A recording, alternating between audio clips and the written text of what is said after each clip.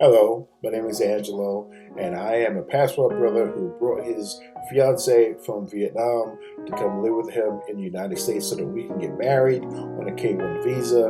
And we just recently secured her conditional permanent resident green card so that she can stay and become a naturalized citizen. Now, I know that there are a lot of passport brothers out there who believe that it's in their best interest to keep their wives or their girlfriends back in their home countries in Southeast Asia, Thailand, Philippines, wherever.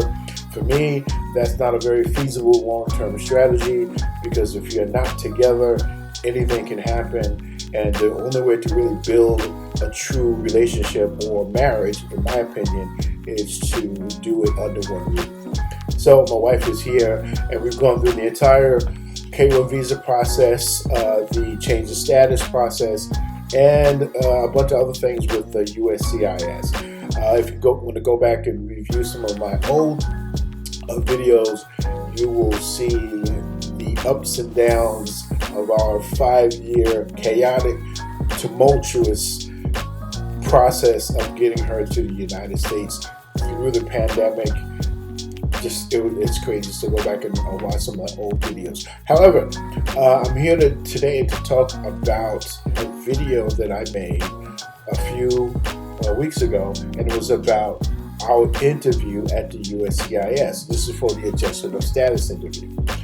Now, once I posted that interview, there were a few comments that were made, and they called the interview the Stokes interview.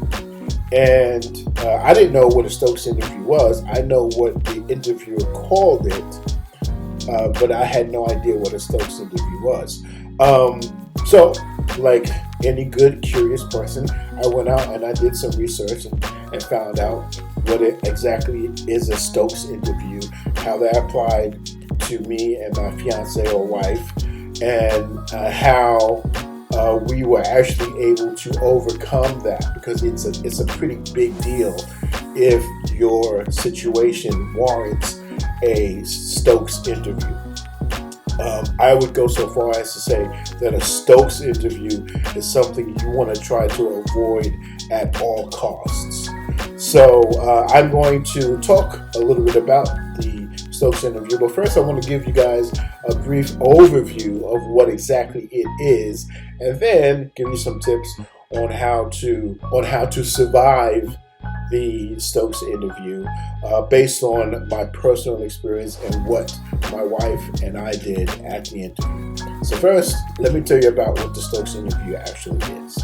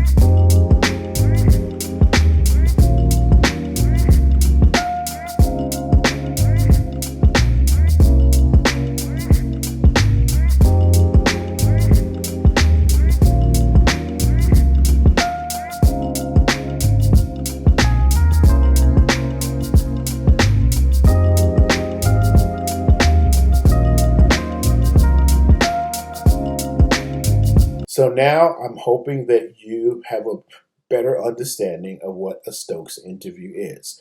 At the time that I went through it with my wife, Nghia, the interviewer called it a marriage separation interview. So I don't know if that's something they just call it in-house, or if they call it that to keep people from panicking once they hear the whole Stokes interview thing, because a Stokes interview has a connotation of fraud. And little did we know it at the time, but there was some sort of fraud red flag or memo attached to our case. Hence, we had the Stokes interview during the adjustment of status interview at the USCIS. So I'm not going to relive the details as I told them in my previous interview. I will link it down below so that you can watch that interview. But at the end of the day, the interviewer told us that he was going to separate us. And so for me, at that point, I had already resigned in my head. I said, okay, so this is not going to happen right now. Let me just take a deep breath, calm down, and then I will prepare whatever he tells us we need to prepare for the next one. My mind was already moving on to the next thing, as opposed to lamenting what's happening at the moment. However, once I came back into the room after the interviewer had spoken to my wife, everything had changed. She had won him over in such a big way. It almost brought tears to my eyes. I literally sat there thinking to myself, what the heck did she say to this man? But he went from 100% businesslike to wishing us all the best and saying we were his ideal couple to interview and all those other things. There are some things that happened during the separation interview or the Stokes interview that I'd like to bring to your attention. And I don't want you to look at this as memorizing your answers. Simply put, you should know these things. And the way to get to know these things is not sitting down and having like some sort of a test between you and your fiance or your wife about the things that you know about each other, personal details, historical details, things like that.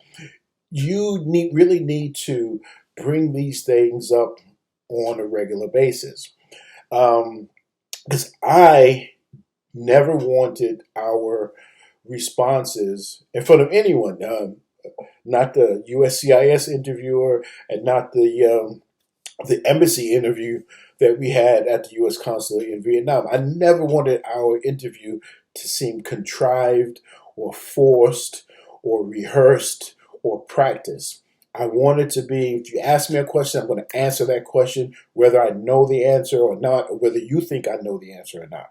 I'm going to answer the question. And that's how my wife and I kind of prepared ourselves by simply talking to each other and getting to know each other and asking questions that we would normally take for granted, perhaps in a traditional, regular, normal, non-immigration based relationship. So here are some tips on how to infuse that practice into your daily routine.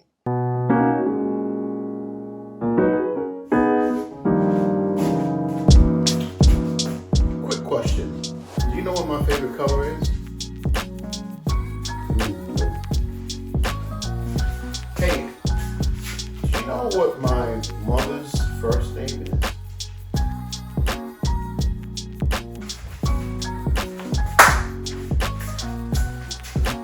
What was the name of my first dog?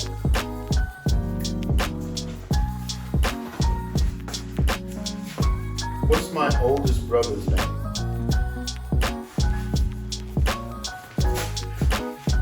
What side of the bed do I sleep on? What's my favorite color? What color is my toothbrush? So as you can see, what we did was, throughout our relationship, I would just ask her some questions. Some of those questions we had never discussed. For example, I live on the West Coast. My family lives on the East Coast. So I'm not very close to them. I have 4 brothers and 2 sisters, and they're all on the East Coast. I'm on the West Coast, and I've been here for 20 years. So I've been away from them for 20 years. And although I've been back probably to New York 5 times, they have never come to the West Coast to see me. So that gives you a good idea of what our relationship is like. It's just distant. We don't communicate a lot. That's the That's my relationship. Now, my wife's relationship with her family, very much different. Very, very completely different. It's like a 180.